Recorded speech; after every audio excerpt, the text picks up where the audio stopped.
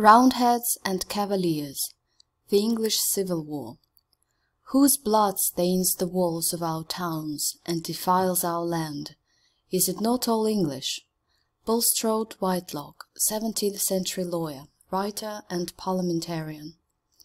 Isaac Foote, a well-known British intellectual, once said that he judged any man he met by his answer to a question about events 300 years earlier. The question was, on whose side would you have fought in the Battle of Marston Moor? He was referring to the largest battle of the English Civil War, which took place just outside York on the 2nd of July, 1644. On one side were the Cavaliers, the army of the Stuart king, Charles I, and on the other the Roundheads, the army of the English Parliament. The Civil War, 1642-48, was a series of such battles, but also a conflict in people's hearts and minds.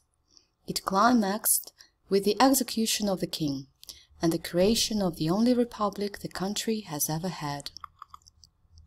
The clash between king and parliament revolved around the most fundamental question: how should the country be ruled? Differences in religion and politics bitterly divided families and split friend from friend. Modern estimates suggest that 1 in every 4 or 5 adult males was caught up in the fighting. Around 150 towns were destroyed, 11,000 houses were burnt or demolished, and 55,000 people were made homeless. Nearly 4% of English population, roughly 100,000 people, died in the fighting or from war-related disease. The causes of the Civil War were complex, but can be reduced to a few simple factors. Charles I was a weak, indecisive, yet extraordinarily stubborn character, who believed utterly in the divine right of kings. This meant he believed his power came from God, and that no mortal soul was allowed to question his authority. Charles refused to allow Parliament to sit from 1629 to 1640, a period known as the 11 Years' Tyranny. But Parliament was full of lawyers and historians who were no longer prepared to accept royal absolutism. By 1642, a series of arguments over religion, finance, and the limits of parliamentary power led both the king and parliamentarians to recruit men from all over the country who were prepared to choose a side to fight on. On the 22nd of August, outside the city of Nottingham, Charles raised his personal flag. This was his formal declaration of war. But the omens were not good. That night, Charles's flag and most of his temporary headquarters were blown down in a ferocious storm. October 1642 saw the first great battle of the Civil War at Edgehill, north of Oxford. The outcome was inconclusive. The following year, the balance of power swung the king's way, but in July 1644 the two sides met at Marston Moor and the parliamentarians were triumphant.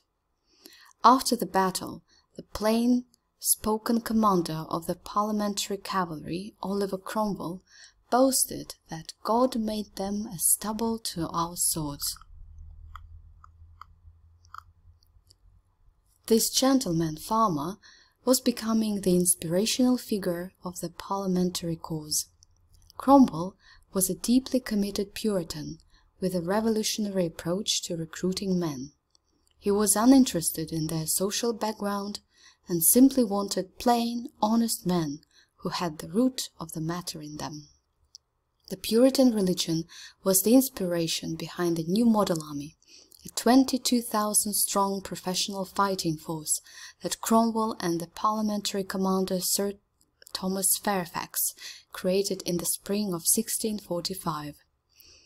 Its regiments sang hymns, did not swear or drink alcohol, and were guided by sermons.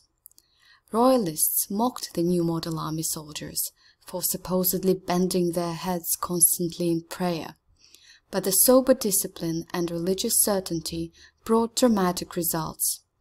On the 14th of July 1645, at Naseby, in the East Midlands, Cromwell's red uniformed men won the decisive battle of the Civil War, taking some 5,000 prisoners and securing £100,000 in jewels and money.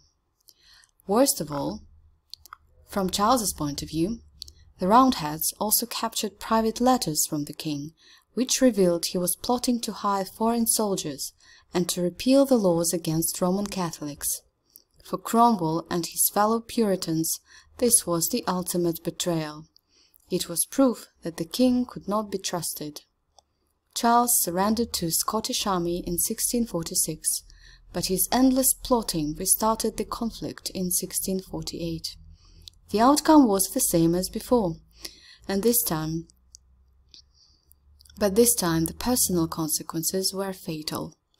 The king was now denounced as Charles Stuart, that man of blood, and a small number of the most extreme parliamentarians, led by Cromwell, forced an act through Parliament which allowed Charles to be tried for treason. Although the trial took place in the open, its outcome was clear from the start. On a bitterly cold morning in late January 1649, Charles was publicly beheaded. With the words, "Behold the head of a traitor," the executioner lifted Charles's severed head from the floor and displayed it to the horrified crowd. Many were convinced that this was such an extraordinary act that God himself would immediately split the skies open and bring an end to the world. This did not happen, of course, but Charles remains the only English monarch to have been executed.